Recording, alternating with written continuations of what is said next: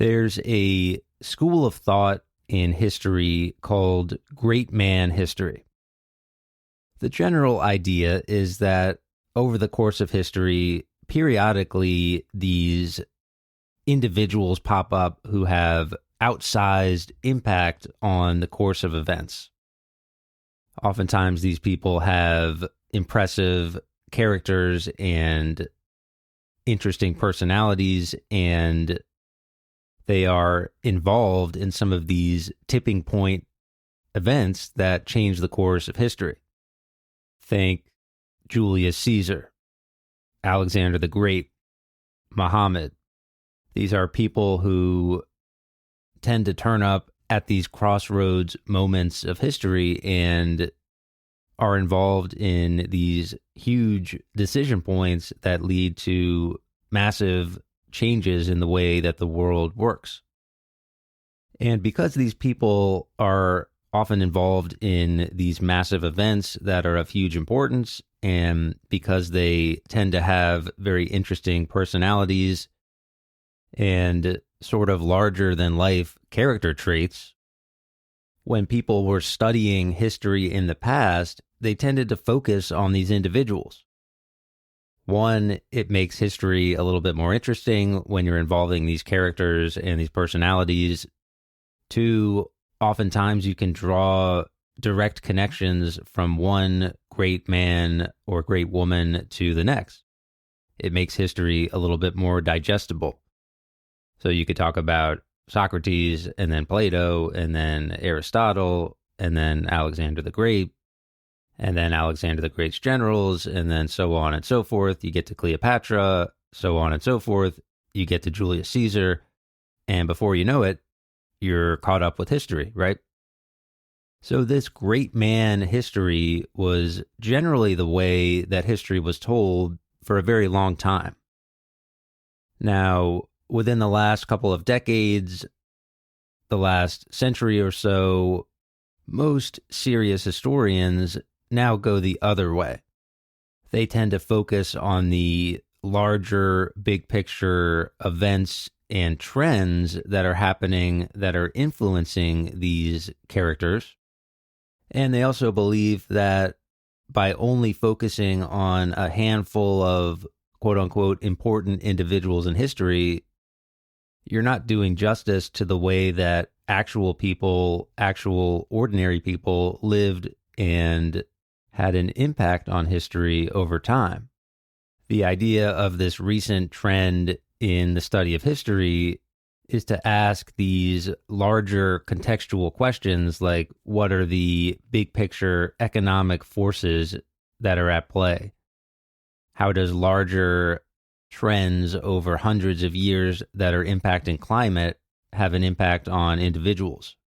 What role does class struggle and resistance to power structures from ordinary people have on the course of history? So we have these two contrasting schools of thought, one being the great man history, where larger than life individuals have an outsized impact on the course of events, and the other school of thought, more of a trends and forces theory, saying what's really changing events in history is the larger context and big picture situation that is acting on those great individuals, which is sometimes even taken a step further and saying these great individuals are actually just sort of placeholders, and if they never lived, somebody else would have come in and taken their place. Think about somebody like Columbus, who will forever be in the history books, but from this point of view, the idea is that the reality of that situation is that if it wasn't Columbus who sailed across the Atlantic Ocean, it would have been somebody else. At some point, the larger economic or political or social forces at play would have acted on somebody else to do the same thing that Columbus did. So you have these two competing schools of thought, and probably in recent years, the great man school of history has significantly diminished in stature. I mean, I think that if you were in a college classroom in most places around the world now, and you started talking about individual personalities and larger than life characters and the impact of one individual on history, you'd probably get laughed out of the classroom. Great man history in recent years is generally scoffed on and looked at as simplistic. And to be honest, probably rightly so. But that doesn't mean that maybe there aren't examples of one person in history who can't be replaced making a huge difference in the course of events. I mean, think about your own personal life for a second. Think about traffic. One person deciding to text and drive can create an accident that's going to affect not just them and their families, but also the thousands of people commuting that day. Think about one person in your family and the outsized amount of drama that they can create around the holidays and the way that that impacts your family life. Think about your worst boss that you've ever had and how miserable that made you for how long of a period. So maybe before we dismiss great man history, we can think about the ways that individuals can make a huge difference in the lives of many, many people. And this brings us back to the Taiping Civil War, because we're about to get to the story of one man, Hong Xiuquan, who acted as the boulder dropped in the lake that created ripple effects that are still felt today. Now, in my opinion, with this great man versus trends and forces debate, to me, the solution, like most things, is an integration of both. So we're going to look at the ways that the larger, big picture environment of the time impacted Hong, and we're also going to look at his individual quirks and personality traits that ultimately led to this Taiping Civil War. With all of that out of the way, the question becomes where to begin the story of the Taiping Rebellion or the Taiping Civil War. Historian Jonathan Spence, in his book God's Chinese Son, seems to want to begin to tell the story in the beginning of the 1800s with a clash of two different civilizations and two different belief systems. On the one hand, you have China, maybe the world's oldest civilization. Millions of people, thousands of years of history.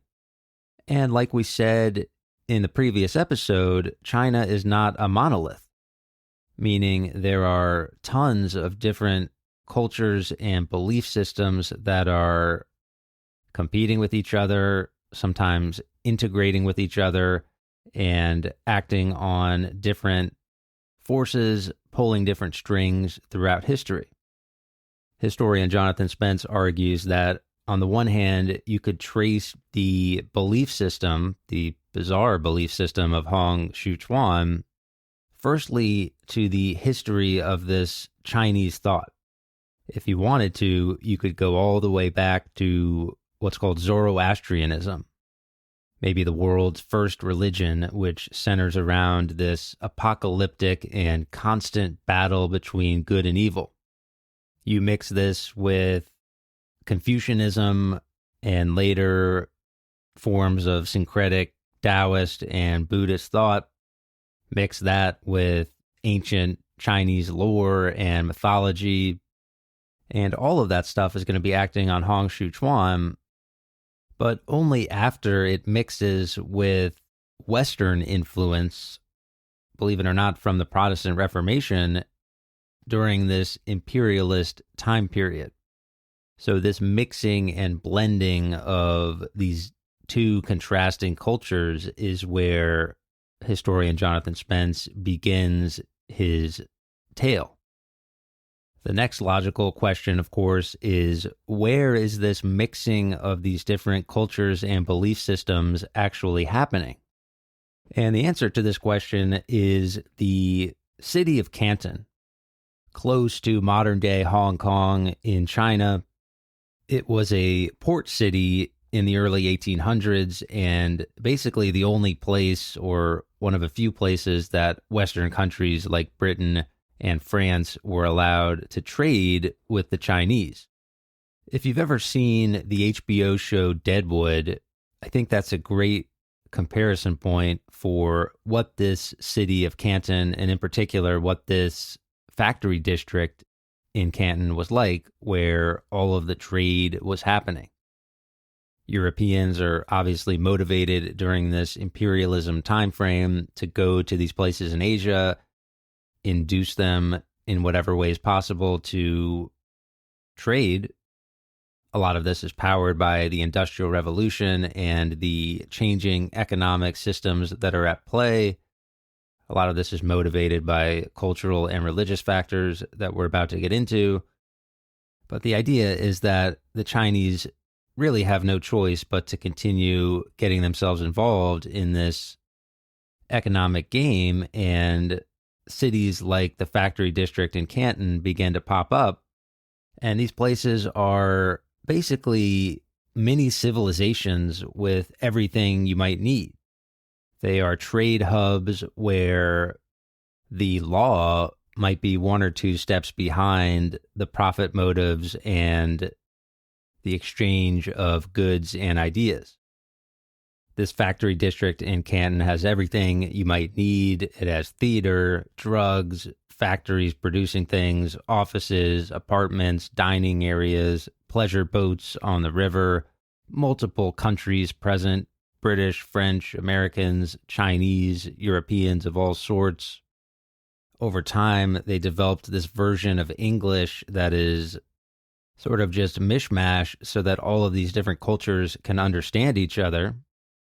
And in general, the main language everybody understood was economics, right? Money, trading goods and services. And as all of this trade is happening, what's also happening is the spread of ideas, religions, and beliefs. Historian Jonathan Spence paints the picture of what it would have been like to be walking the streets of Canton during this time period. He says, quote, 3 streets cut through the foreigners' businesses and residences, dividing them into 4 blocks of unequal width. All are densely packed with shops. Old China Street, the widest, is 12 feet broad. New China Street and Hog Lane, a little bit less. The streets in general are so narrow that it's almost impossible to move, and one is jostled by the crowds or bumped harshly by the coolies carrying palanquins with passengers or massive loads.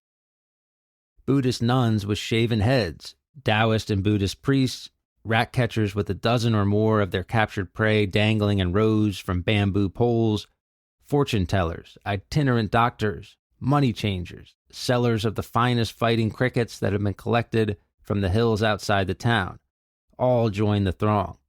The shops that sell expensive goods the foreigners might like to buy have signs in Roman letters to render the owners' names and English descriptions of their treasures. Carvings of ivory, turtle shell and mother of pearl, silks of all kind, lacquerware, and paintings of insects and fruits, or of famous battles, where red-coated Englishmen in cocked hats sit rigidly in rows under the relentless fire of Chinese guns. For every item purchased, you must get the shopkeeper's chop or seal on your invoice, else it be confiscated as you leave Canton. End quote. You begin to understand this multicultural, multi-ethnic, multi-belief, mini trade hub, mini civilization. And you can see that as money is changing hands, ideas and cultures are changing hands as well. So if economics was the primary motivation for the Europeans who were in the city, and potentially also the Chinese who were dealing with the Europeans, it actually wasn't the only motivation. Europeans at this time were acting on what was called the Civilizing Mission. The idea was that these Europeans told themselves, look, we're not here just for the profit and just for the economic motive. We're actually here to civilize these barbarian civilizations. We are going to bring our economic goods, but we're also going to bring our cultural stuff as well. We're going to bring religion, we're going to bring Christianity, and we're going to try to bring these foreign people to salvation. So again, while economic goods are changing hands at places like Canton, the other thing that's changing hands is cultural ideas and religious books. European preachers and missionaries had a strategy. Their goal was to convert as many Chinese people as possible and potentially see an entire China that is Christian. The strategy was to circulate religious texts, follow around civil service exam officials, and simply distribute translated religious pamphlets and books as often as possible. I call this the online dating strategy. There is one perspective of online dating where a perhaps cynical purveyor of the system will simply swipe right at every opportunity in order to maximize the chances of a match. Christian missionaries were doing the same thing here. Reverend Edwin Stevens, who was there in Canton trying to convert Chinese people to Christianity, said, quote, "To have any sort of access to 10 or 20 millions and to leave there the Christian scriptures and books which may preach during the necessary absence of the living herald is very different from entire exclusion. Nay, who will believe that of the many thousand volumes circulated there during the last 3 years, all are forgotten before God and will return void? May we not rather indulge the hope that at this very time these tracts are giving instruction to the inmates of some humble Chinese dwelling on the coast, even carrying the true light from heaven into some heart that was lost in the darkness of paganism." End quote. What he's saying there is that, in his view, this religious conversion was simply a numbers game. The more religious pamphlets and the more religious texts and the more religious books and the more religious preaching that they did, the greater the chances of a conversion was. In the case of Reverend Stevens there, he distributed tens of thousands of books and pamphlets alone. Historian Jonathan Spence actually goes through the work of tracing some of these religious pamphlets and determining who saw them, when they saw them, and how they were influenced by them. What he seems to find was that most people just ignored the texts. Some people actually took them and then pawned them off, reselling them for profit. Some took the pamphlets and ended up selling them for drugs or opium. But some actually took in these preachings and these pamphlets and took them to heart, actually converting to Christianity and in many cases going out and spreading it themselves. As missionaries like the Reverend Stevens and like some of the Chinese Christians that he's able to convert continue passing out these texts, what they begin to discover is a very interesting and a very human thing. And that is that the Chinese people who are being convinced by these pamphlets and these religious ideas seem to be interested in the fun parts of religion, for lack of a better way of phrasing it. The idea is that for Reverend Stevens and others like him, hey, maybe we just translate the parts of the Bible that are going to be interesting to the Chinese people.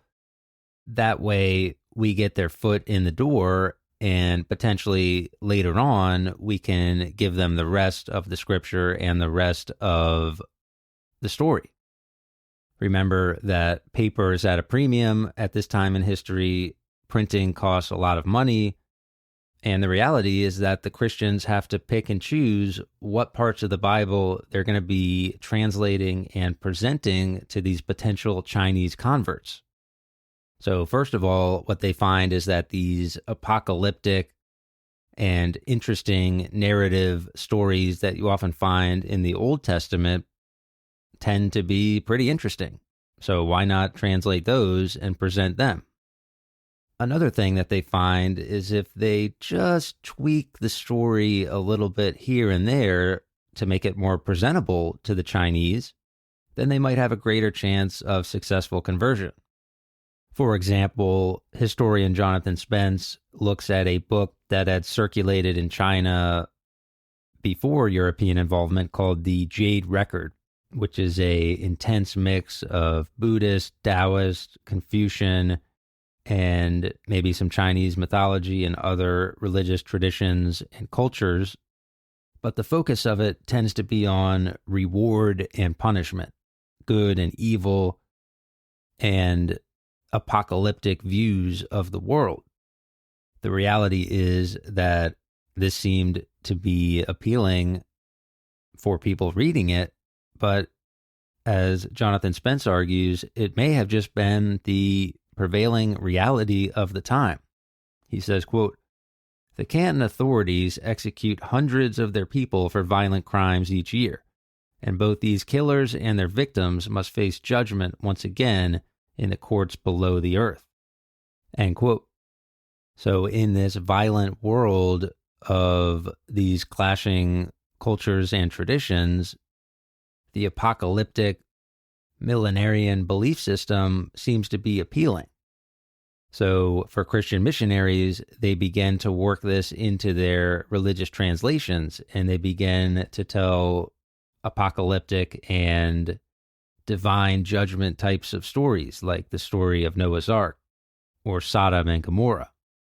But again, they're making editorial decisions, cutting this part out, not really fleshing this part out, not quite finishing the story in certain cases.